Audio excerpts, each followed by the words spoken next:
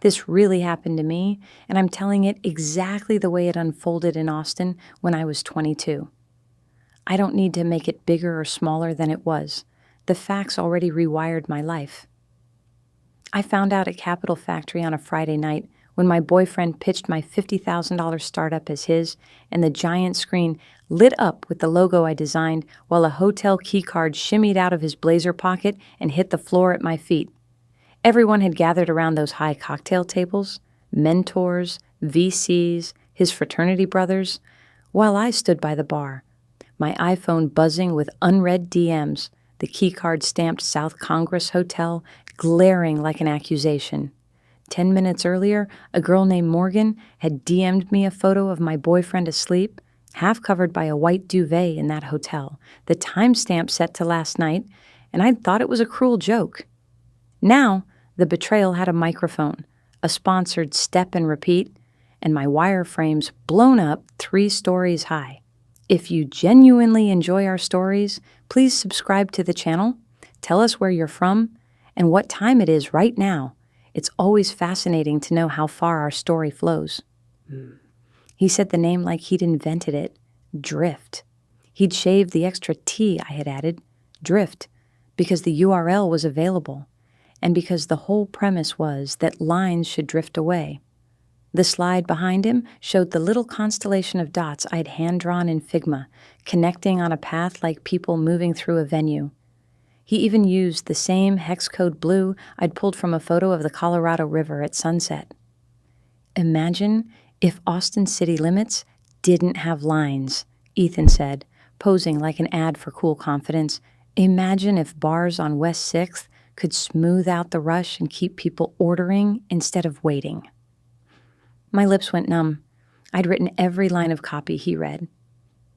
I stood there in a dress I bought from a thrift rack at Buffalo Exchange, hair frizzed at the edges from the day's humidity, while his frat brothers shouted, "Let's go, Hartley!"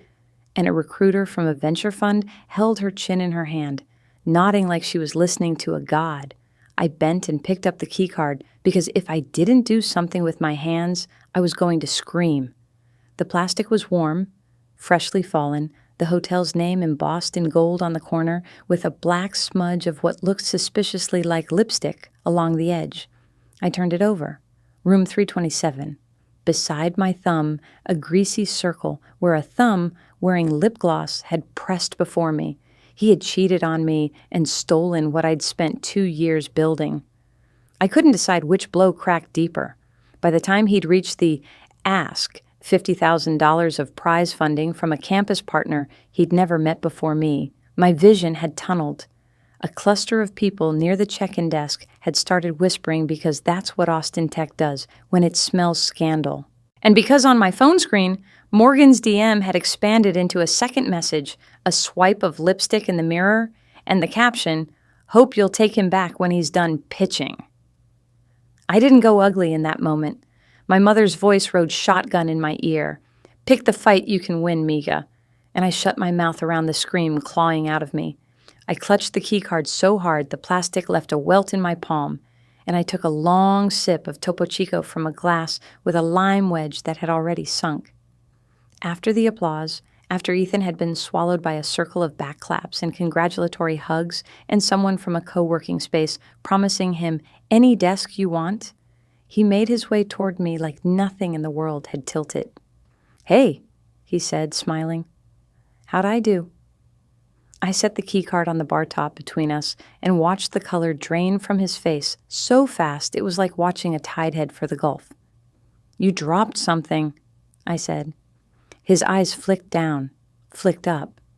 Of all the choices available to him, he picked the worst. He reached out and covered the card with his palm as if it were his. "I can explain," he said, which is the phrase men use right before they tell you a story without oxygen in it. "You pitched my company," I said. My voice was steady. I could hear it. A string pulled taut. "My code. My name. Okay, fine. You chopped the second T. Very clever. But my code. Ethan." He had the audacity to look hurt. "Babe, you know we've been building it together. You were scared to go on stage, and you said I should go, so I did. Look, it's better if a guy does the raised conversation in these rooms. Better if a guy steals, I said. People were watching us. His frat brother, Colton, was hovering like a bouquet of bad decisions in a Patagonia vest, and the recruiter from the venture fund had angled herself to listen, without appearing to eavesdrop. You forwarded my deck to yourself at 2:17 a.m. last night. The metadata doesn't lie. Also, South Congress Hotel, room 327, Morgan. That's not, he swallowed. Mar, can we not do this here? You did it here, I said, and it came out like a bell. You did all of it here. He went for the only leverage he had, the social circle. You're making a scene, he hissed, as if these were his floors. Let's talk at home. We don't live together, I said. Not anymore. He reached for my elbow and I stepped back, and when he realized the room wasn't rallying to him, he smiled a quick politician's smile and slipped the keycard into his pocket like a magician who had messed up the trick. We'll talk, he said, and someone clapped him on the shoulder and swept him back into the current like I was a piece of trash in Town Lake. I left, because you can't win that fight on marble floors with canned music bouncing off glass. Walls. I walked the 7 blocks back to my apartment off the West Campus, with my phone buzzing nonstop and my heart throwing elbows in my chest. My roommate, Priya, was on the couch with a ginger ale, and her LSAT prep book open like a wish. You're home early, she said, and then she looked at my face and closed the book. Oh. He pitched Drift as his, I said, and sat so hard the futon protested, and he's sleeping with Morgan Price. Priya blinked. The one who writes copy for the frat's philanthropy page? The one who posted that birthday photo with him and tagged it, my favorite co-founder, like a month ago? I told you that was sus. Everybody tags everybody, I said weakly. Priya didn't argue, because she knew I knew how lame that sounded. She handed me her ginger ale. Okay, she said, we're going to handle this. The thing about humiliation is that it makes you want to disappear.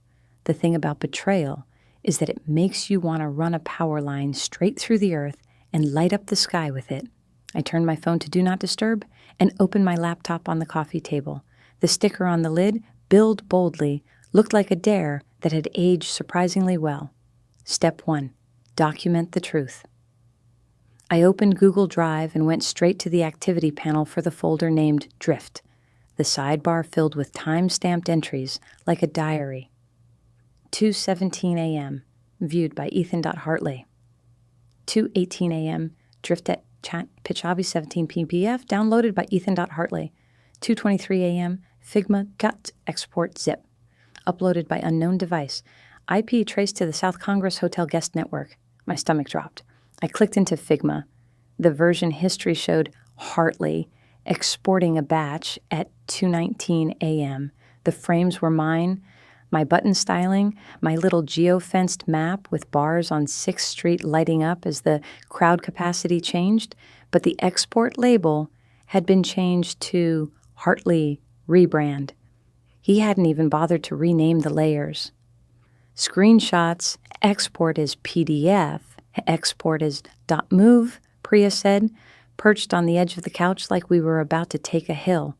Back everything up to your external drive and email it to yourself, and to me, and to a burner Gmail.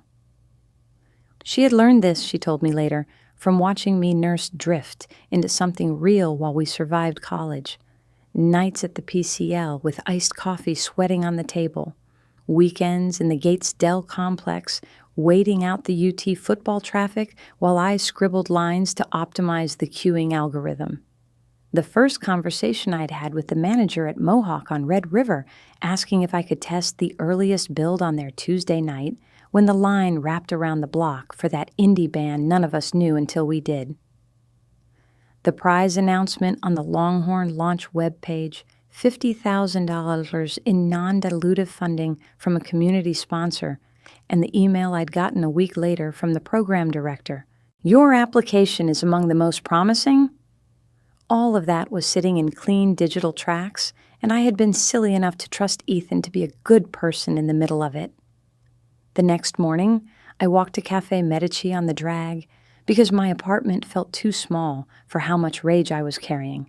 I ordered a cappuccino I couldn't taste and took the corner table near the window.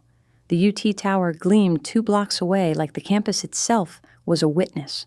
I wrote out a list, not just to do. War plan. Save every screenshot, export, and email related to drift. Export GitHub, log history. Authored commits, time-stamped. Pull Slack threads where I asked Ethan to put everything in our shared drive. Figma version history exports. Texts where Ethan encouraged me to let him pitch because I hated being on stage. Reminder was the drift name registered, file for the trademark today. LLC filing, Drift Systems, LLC, Texas.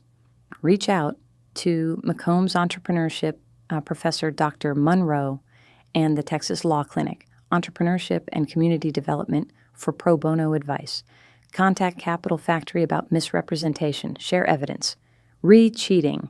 Don't let that part distract from the business claim. But also, don't forget it either. Keep the receipts, literal and figurative. South Congress Hotel keycard. Ask for folio? Unlikely. But check his family plan Apple Card. We had a shared expense for groceries once. Does that show hotel charges? Maybe Venmo to Morgan Press, the Daily Texan. Not yet. After due process begins. By the time I finished, the page was damp in the corner from the condensation ring of my glass of water. The bell above the cafe door jingled every time someone in burnt orange walked in from the heat. I filed the LLC during my lunch break from my campus job at the IT help desk. The form on the Secretary of State's website asked unromantic questions, names, addresses, registered agent, and when it was done, I sat with the confirmation email open like a heartbeat. I filed for the trademark of drift in Class 42. I emailed Dr. Monroe, who had once told me that the most resilient founders she'd seen were the ones who learned to keep receipts on themselves as well as on everybody else. She wrote back within an hour. Come by my office. We'll talk next steps.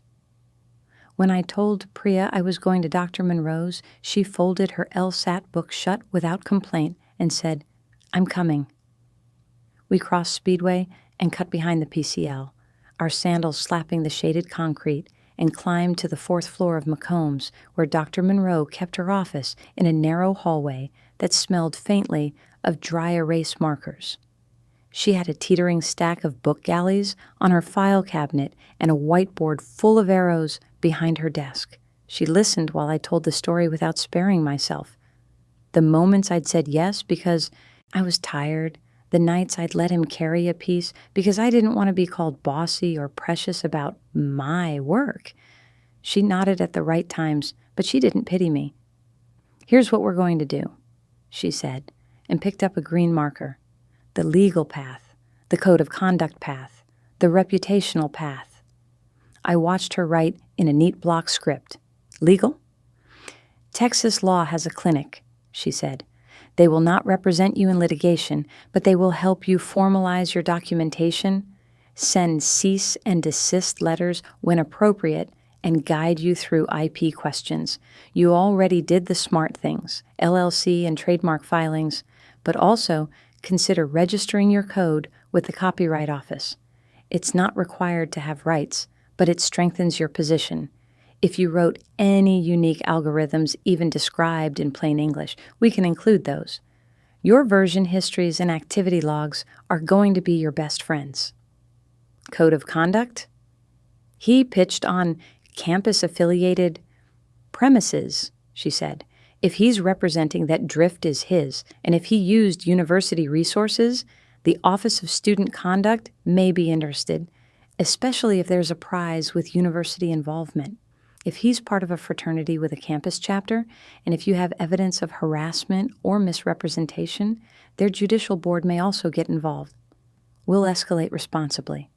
And reputational? You don't go scorched earth, she said, looking me straight in the eye. You don't lie. You do not suggest what you cannot prove. You tell the truth, on the record when it's time. You go first to the institutions designed to handle this, but you also take care of yourself, because this kind of man will call you crazy before he admits he's wrong. Who do you trust?" "Priya," I said. "My cousin Alma, she's at UT Law actually, second year. My old boss at the campus dining hall, Raphael, who let me pilot my first QRQ ingester when they brought in a waffle truck." "Good," she said. "You'll need allies. You also need to keep building, because the best revenge is traction," I said, and it didn't hurt as much to smile as I thought it would. The first email we sent went to the Entrepreneurship and Community Development Clinic. The second went to Capital Factory. I am the founder of Drift, recently pitched by Ethan Hartley at your Friday showcase. He and I broke up last night when I discovered he and a collaborator took my deck and assets from a shared drive. Attached, you'll find Figma version histories, GitHub logs, and Drive activity showing timed downloads and exports.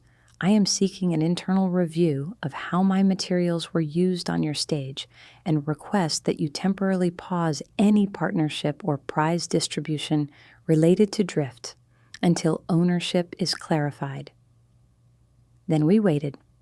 For 36 hours, my life was a pride of cats in a bag.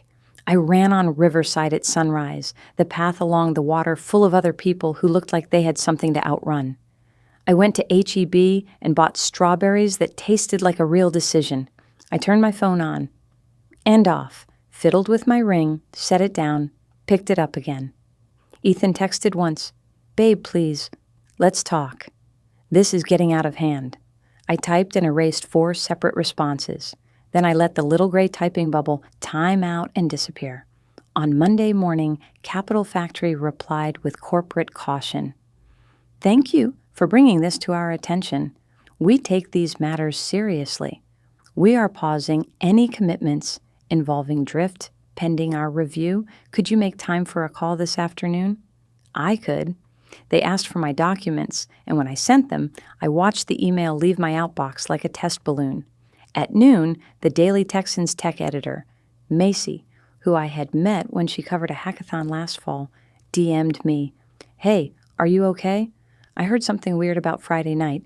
If you want to talk on or off record, I'm here." I didn't answer yet. I wanted to be clean when I told the story. At 2 p.m., the law clinic emailed, "We've reviewed your initial materials. We can assist with a formal letter to Mr. Hartley and any associated parties asserting your rights and asking that they cease presenting work derived from your materials. Please schedule a meeting." The intake packet attached was full of boxes and lines, and filling them made my hands steady. That night, I couldn't sleep. I lay on the futon scrolling through my photo roll, and I found a picture from a year earlier. Ethan and me, laughing with our feet in the water at Barton Springs. He had freckles across his shoulders. I had a red scrunchie on my wrist. The caption I'd typed then, "My favorite co-builder," burned my neck now. I had wanted a teammate who loved me and understood why my eyes went bright when I talked about cues. I got a thief with a good smile.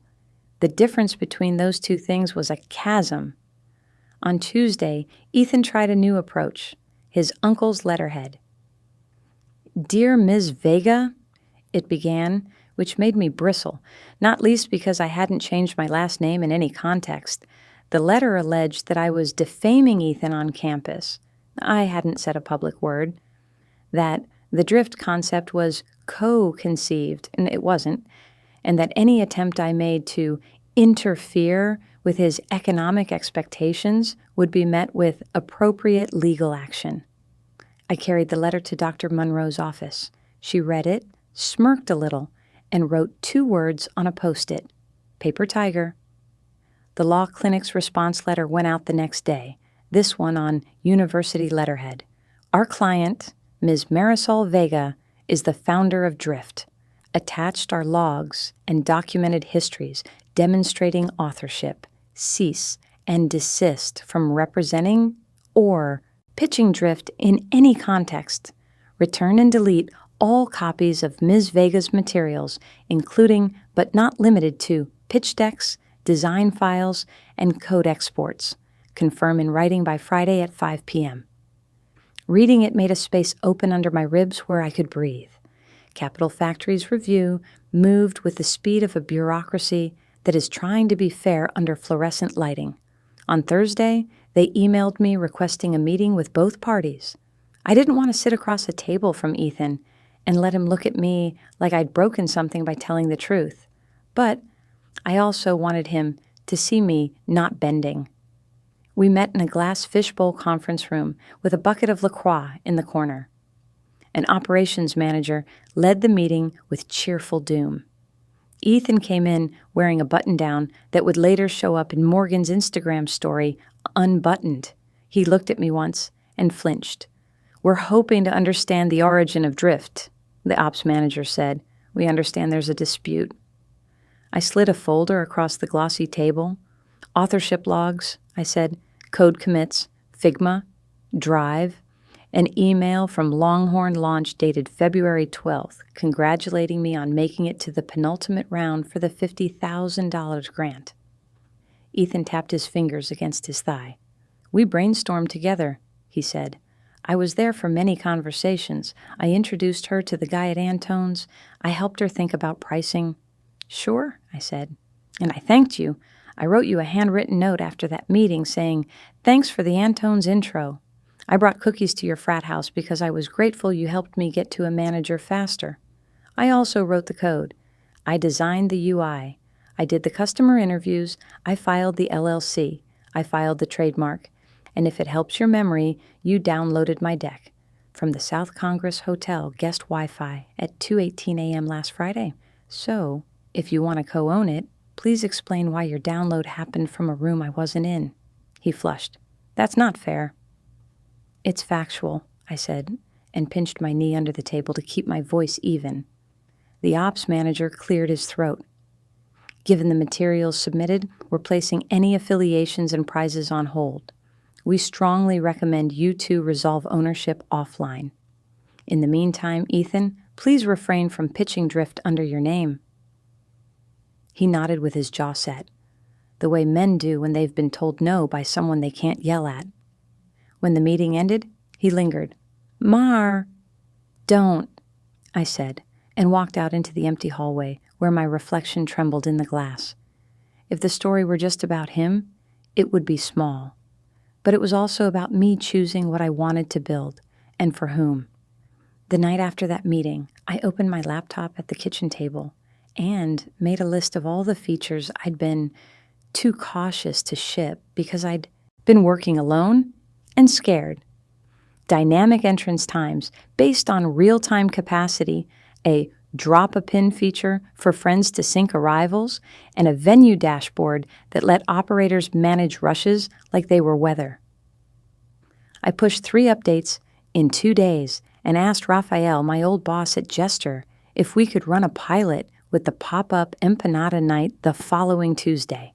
He said yes, because he had watched me work and because he liked how I never left a mess.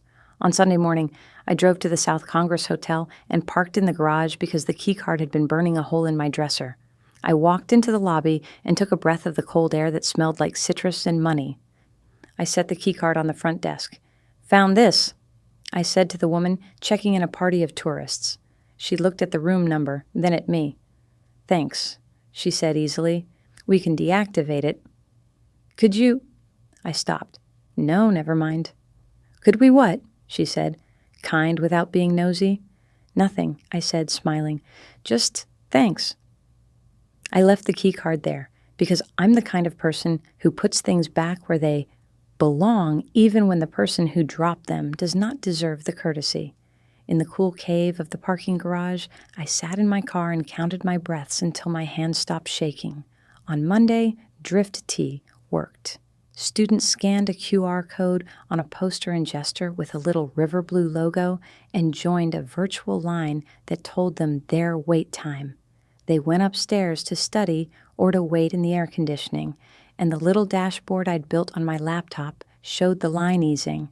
The empanada vendor sold out without complaints, and when I walked by, Raphael lifted his chin at me like we'd pulled off a small heist for the forces of good.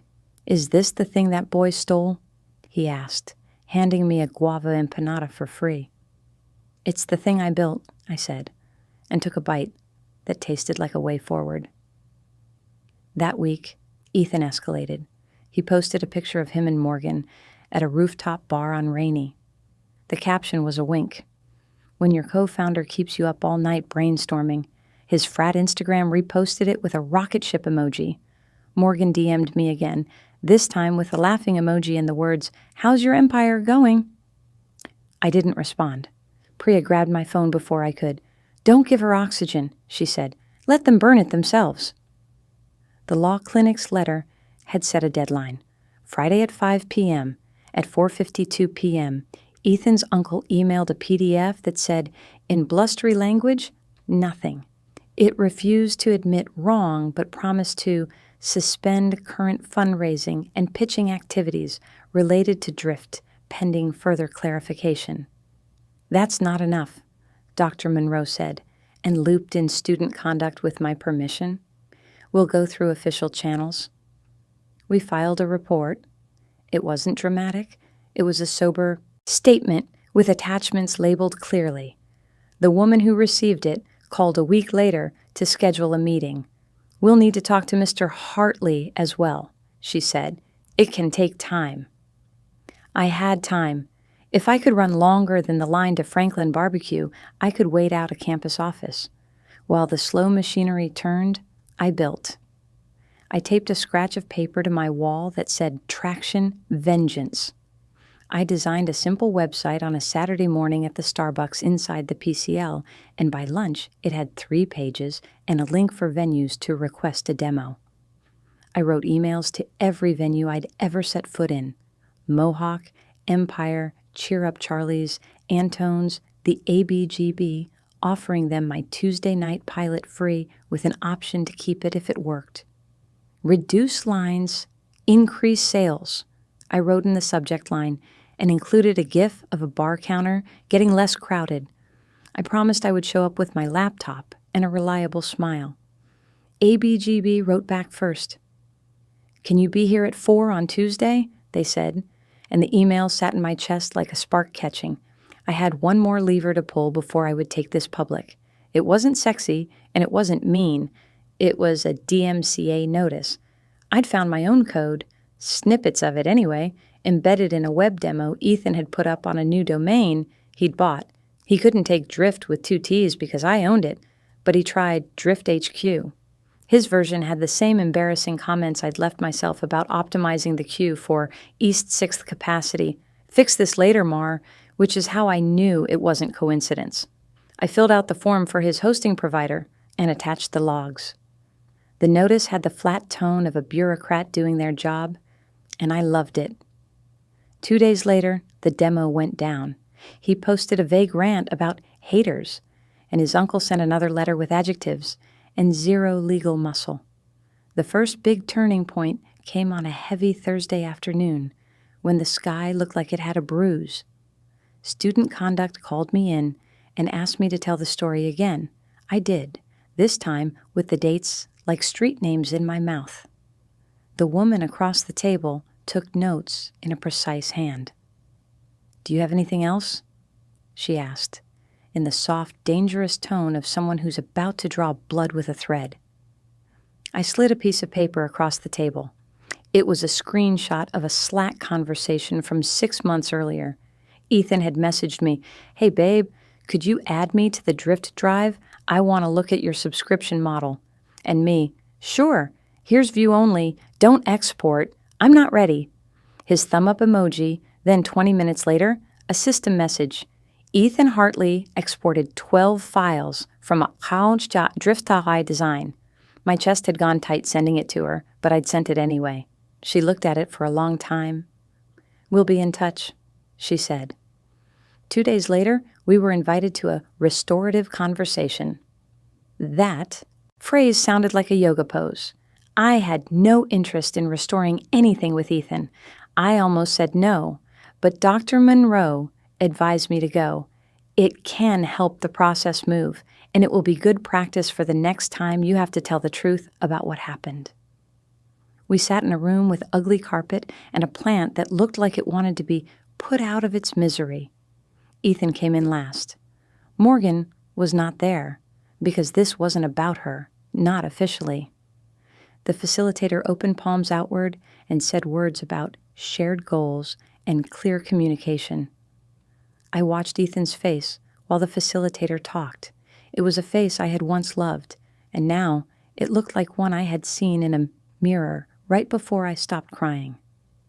"I'm sorry you feel hurt," he started, and Dr. Monroe would later squeeze my hand under the table like I'd hit a shot at the buzzer and then jogged back on defense. That was never my intention. "I don't feel hurt," I said. "I am harmed. I'm here because you used my work to try to get money. You went to a hotel with someone else while forwarding my deck, and then you said my name on stage like you were doing me a favor." "You told me to pitch," he said. "I told you to help me practice," I said. "You asked me for access, and I gave it, and you exploited it. There's a difference, and I don't care if your uncle can define it better than me." He looked at the facilitator, who was suddenly very interested in his clipboard, and then he looked at me. "What do you want?" he said. "I want you to stop," I said simply. "Stop presenting my work. Stop pretending we built it together. Stop using my code, my designs, my words, and if you ever want to build your own company, start with a problem you care about instead of a girl you think you can out-talk." Silence sat with us for a minute and didn't mind its weight. He signed the document the office had prepared. He would stop presenting drift, stop using my files, and inform any partners he had already misled. The office would issue a note to the Longhorn launch program that there was a dispute resolved in my favor. He looked like he had eaten chalk. I watched his pen press too hard and snap. That should have been enough. But men like Ethan don't stop at done. They edge back into the room with a new costume. 2 days after the meeting, he announced a whole new venture called Lineless. It had a logo that looked suspiciously like a traced version of a path I had drawn, mirrored, and colored orange instead of blue. He had replaced exactly one letter and called it Innovation. "What if you let him build the cheap copy while you build the thing that works?" Priya said. "You're the only one who cares about venues not hating their crowd." "I'm not scared of him," I said, and surprise flooded me because it was true. The next 6 weeks were the longest sprint of my life. ABGB kept me for Thursdays. Mohawk gave me Wednesdays. Antone's let me pilot during a R&B night with a gentle crowd. We printed small cards that bouncers handed to people in line. They scanned, and the line on the sidewalk got shorter, while the line on my dashboard got lighter. I hired one freshman comp sci on an hourly to stand near the host stand and show people how to use it. I paid her more than anyone had ever paid me in college, and when she sent me a screenshot of her mom crying with relief because she didn't have to pull another double at their family's restaurant to make rent, I cried at the crosswalk outside El Chilito, because sometimes you get to feel the thing you're building land in real time. I bought a cheap blazer at Target that made me feel like a CEO, and a pair of white sneakers that made me feel like I could run farther. On Mondays, I went to Café Medici and answered emails for 3 hours straight. On Tuesdays, I made feature lists and cackled to myself as I crossed them off. On Wednesdays and Thursdays, I stood in venues watching the lines sag and straighten like a pulled thread. On Fridays, I let myself eat a slice of pizza from Home Slice and didn't check my phone for 30 minutes. Ethan tried to wage a smear campaign at the margins. He posted on Yik Yak with weirdly specific gossip. He whispered that I had stolen his idea. He wouldn't make that claim on paper because he already knew what the law clinic would do to him. He accidentally ran into me outside the PCL and called me dramatic, which is what men call women who stay on message. I stayed on message. One message: I build drift. It reduces lines. It raises sales. Try it. The revenge plan emerged not as a single knockout, but as an orchestration. Austin Startup Week was coming in October, which meant 3 things. More venues would be at their most crowded. Ethan would try to get back on every stage he could, and the city would be full of people who liked nothing more than a true story told well. Priya and I sat at the kitchen table with a whiteboard marker and a bag of gummy bears and designed a timeline. Week 1, college conduct finding finalized. I couldn't hurry them, but I could be ready. Week 2, DMCA again. If his clone site pops up, it did. I took it down. Week 3, pitch to the organizers of a Startup Week panel. Not to tell the scandal, but to pitch Drift as an example of a student-led B2B solution that worked at scale. Offered data from our pilots. Week 4, prepare a receipts package in case anyone asked. Logs, letters, agreements, no drama, just truth. Deliver it to a short list of journalists who had asked politely to be looped in after the process. Week 5, if Ethan tried to pitch under a new name, inform the stage owner, the sponsor, and his uncle that they were participating in misrepresentation. Attach student conduct's finding, if available. If they asked for a quote, give them one line. I built Drift. Others tried to copy it. I won by shipping. I didn't execute anything I couldn't defend on paper. I didn't feed any rumor. When Morgan posted a photo of a hotel minibar with the caption, "Best brainstorms happen after midnight," I muted her. When Ethan posted a video from a frat philanthropy event where he thanked all the women who inspired him, I rolled my eyes and shipped an update that let venues auto-throttle entry when bathrooms hit capacity. 2 weeks before Startup Week, Student Conduct emailed me the finding. It was dry as an empty pool. Ethan had engaged in misuse of shared academic resources and misrepresentation of authorship. The office had issued him a conduct warning, recommended him for ethics training, and notified the Longhorn Launch Program that any affiliation he had claimed with Drift was invalid. There was a paragraph I loved enough to screenshot. The evidence supports Ms. Vega's claim to sole authorship of Drift's materials and initial conception. I printed it and put it under a magnet on our fridge next to Priya's daily LSAT word. I attached the finding to a new letter from the law clinic, and we sent it to every organization that had booked Ethan for a talk that week. "We are not asking you to platform our client," it said, "only to avoid platforming misrepresentation." 2 days later, one organizer replied sheepishly, "We were unaware. Mr. Hartley's slot is canceled." I imagined him seeing that email and pitching a tantrum in his kitchen. I drank a topo like a toast. I didn't try to get him kicked out of his fraternity. It would have been satisfying in a TV way, but the truth is, those boys would replace him with another boy in Patagonia the next day. Instead, I asked to speak at their philanthropy event, not to teach them anything, because I knew better, to show them that I wasn't small. The philanthropy chair, a sweet sophomore who had once asked me how to add a QR code to a poster, said yes. I stood on their sticky house stage in sensible shoes and told a story about a line at a bar and what it meant for a venue to make more money because a girl had built a system that respected people's time. I didn't say Ethan's name. He wasn't there. He had posted a story from Houston.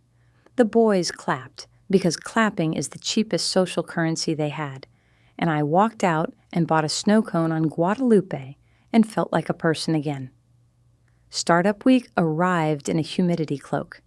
Drift's little blue logo ended up on a slide behind me in a conference room at the Omni Student-Built Systems That Work because the organizer had asked for a demo and data. I showed screenshots of the ABGB dashboard with wait time curves smoothing out after an update. I showed revenue numbers from a test at Empire where the same number of bartenders sold more in less time because we had shaved 5 minutes off the entry hiccup. I showed a photo of a Tuesday night line reduced to a polite trickle while the patio hummed. In the Q&A, a man in a blazer raised his hand. "There's been some chatter online," he said, which is how cowards say gossip. "Care to comment?" I smiled. "I care to build," I said.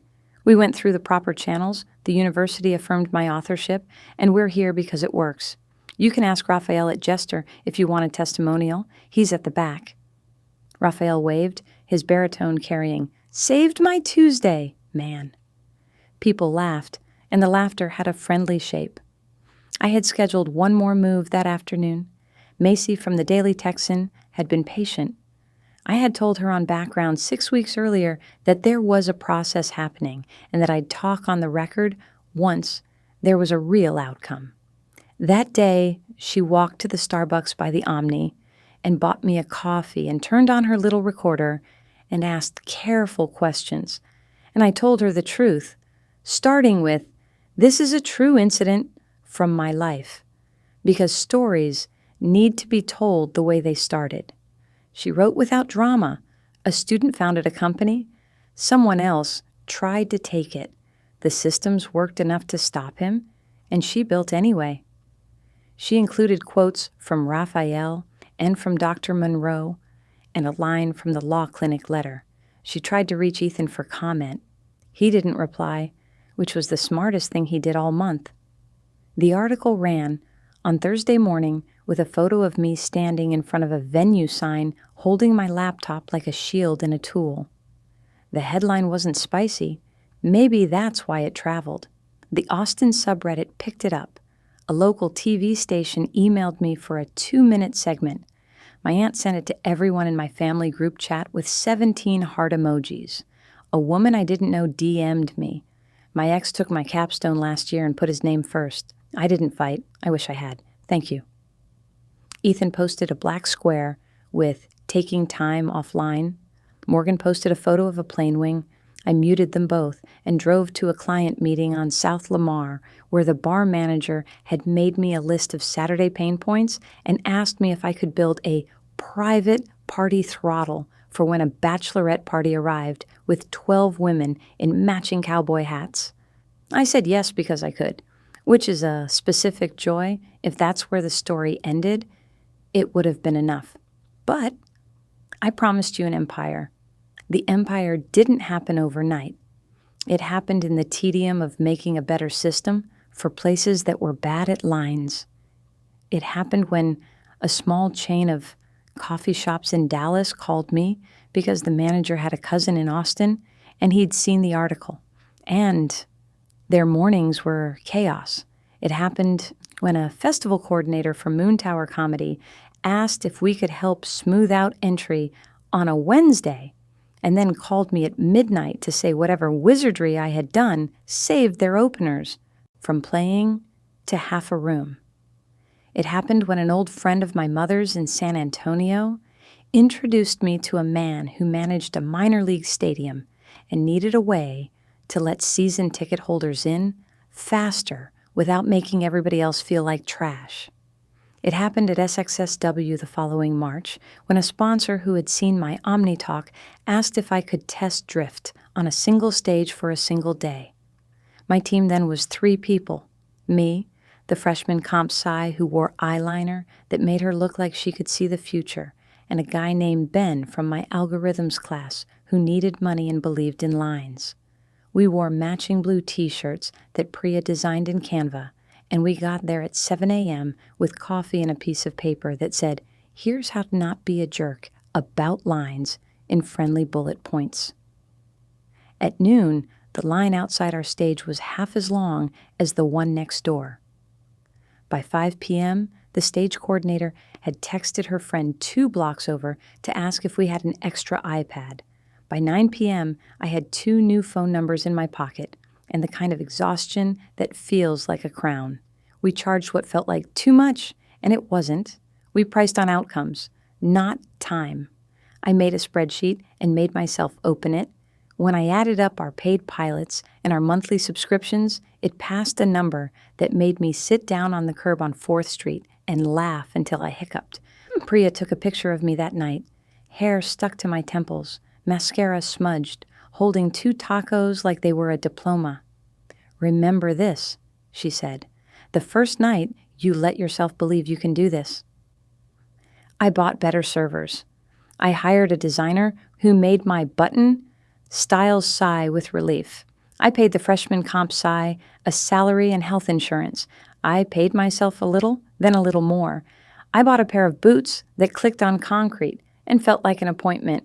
I didn't think about Ethan for weeks at a time. When I did, it was because someone sent me a screenshot of his LinkedIn with a title like Stealth Founder and no company listed. He had taken a job at a logistics startup in Houston that lasted 8 months. He posted quotes about resilience and the grind. He got a haircut that was supposed to look like failure had made him deeper. When he emailed me on a Wednesday night a year later, "Congrats on the funding. You always were the real deal," I didn't reply. It wasn't cruelty. It was math. I didn't have time to divide my day by his need to feel absolved. The $1 million part arrived like a drumbeat that got louder until I realized what I was hearing. A group of venues signed as a cohort for a year.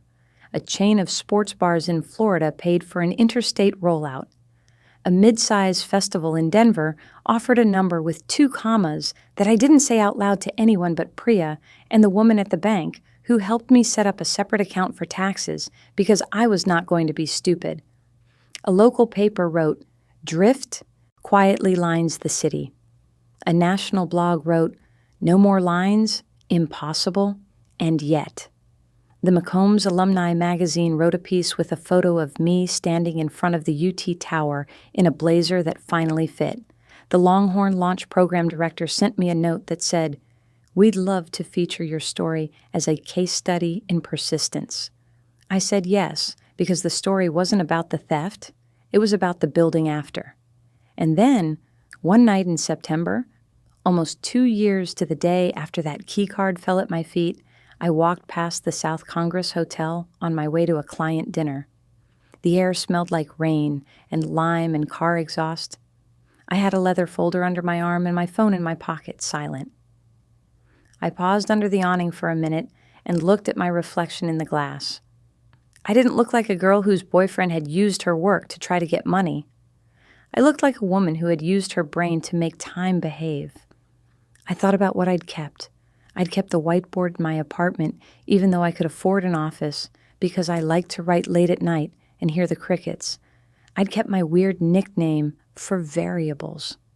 I'd kept the gentle email tone that left people smiling even when I was asking them to do something. I'd kept the cheap ring from the booth at a street fair that I'd bought with my first Drift payout, because it reminded me that I could make a thing in the world and be paid for it.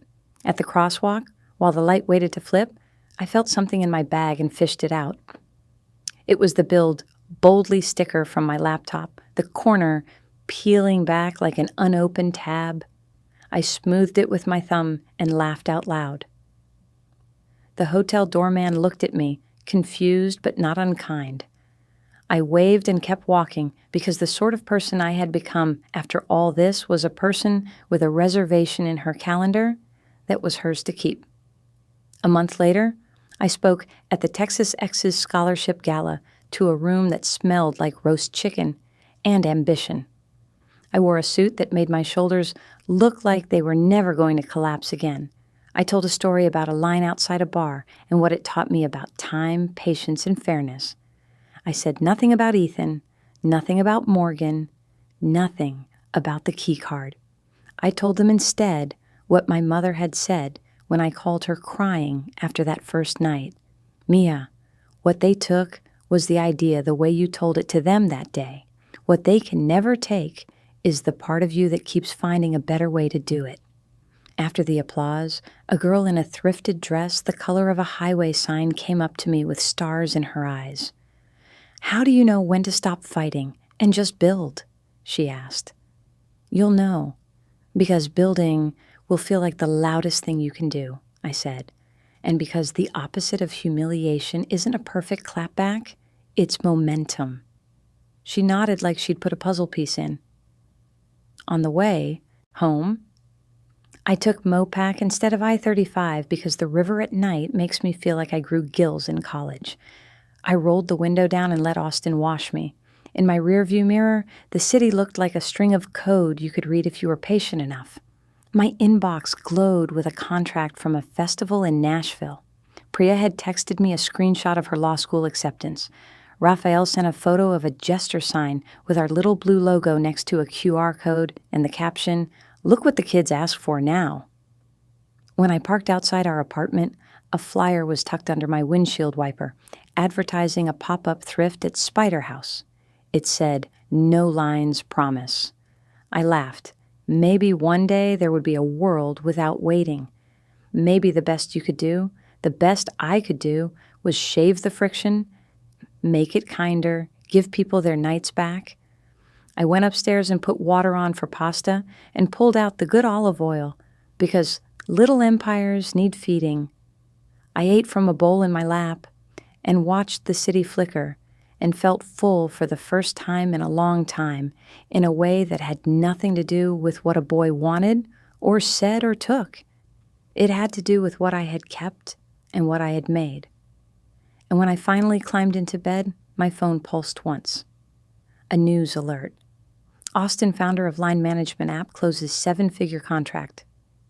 The photo was mine. The line underneath listed my name and drift, and a sentence I read twice to make sure it was true. $1 million empire is a phrase that makes strangers think of yachts. In my life, it meant something else. Priya's rent, my cousin Alma's books, the freshman comp size health insurance, my mother's laugh in a nicer restaurant, a timer that let a bartender go home an hour earlier, a line outside a venue that people still wanted to be in, but that moved. I turned off the lamp and stared at the ceiling fan, its slow spin a metronome for a life untangled from the lies of a boy who thought rooms belonged to him. Then I slept with my phone face down and my windows cracked an inch. The September sound of Austin drifting in, soft as a promise, steady as a line that was finally moving. The end.